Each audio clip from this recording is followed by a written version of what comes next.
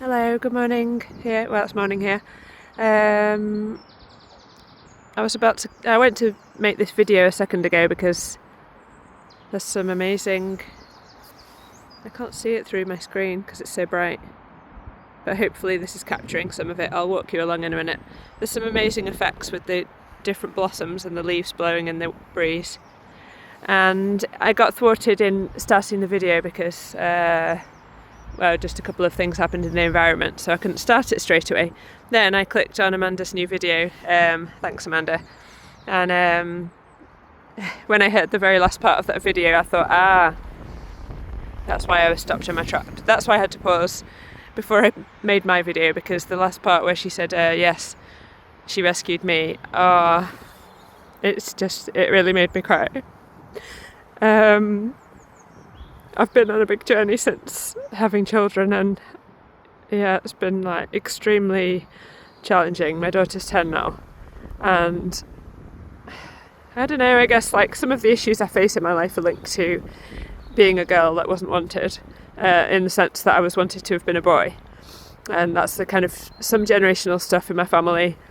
Having my own girl, it's just such a deep thing for me. It's like, it's just sort of like shown me how much strength I have to actually start to speak and start to stand up for things that I couldn't before.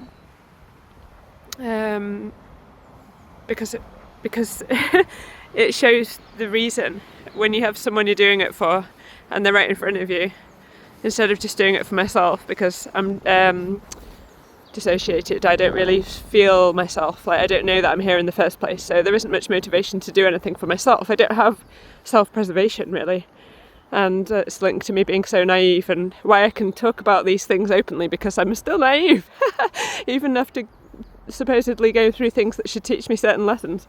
I'm still more or less the same, but at least it makes me able to open up about things, so I think that is a gift in a different way. So I think my daughter, and then what I wanted to say about this is that I used to often think about fostering, because I'm quite a nurturing person, and I like the idea of supporting somebody, and I'm sort of like not disconnected, detached enough, I think, to be able to support someone else. Maybe that's another benefit of me being so dissociated, because I can deal with other people's trauma quite often. I can deal with deep things, and I can support them through that. So that's a bit of a pattern for me. I tend to support people who are on the outside and haven't been accepted, and that's come into a lot of parts of my life. I haven't managed to do fostering, and I've managed to parent my own children instead, which is really challenging for me, because because I'm working through generational trauma, and then I'm coming up against, oh crap, I didn't get emotional support when I was growing up, so how can I give this to my children? It's the most important thing that I want to do in my parenting. Whereas if it was basically someone else's child, even though I see all children equal to me, but then they would come into my life, then it would be easier for me to, in some ways, it would be easier for me to parent them. I don't know if that makes sense, because I don't have the energy to explain more deeply right now, but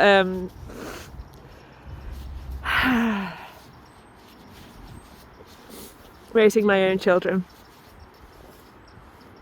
it's what I'm supposed to be doing. That's what I'm supposed to be doing. Yeah.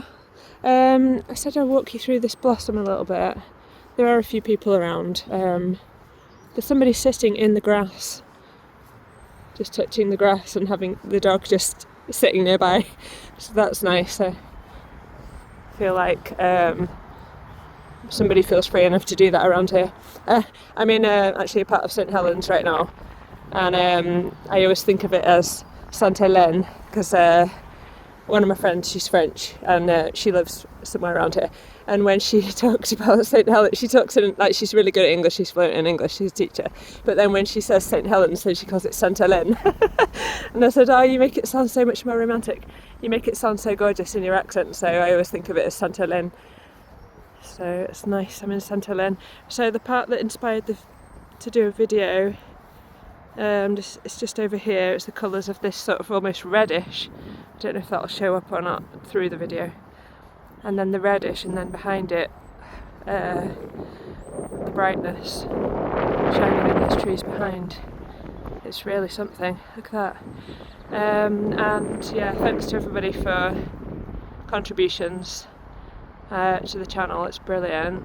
And Amanda, this blossom is really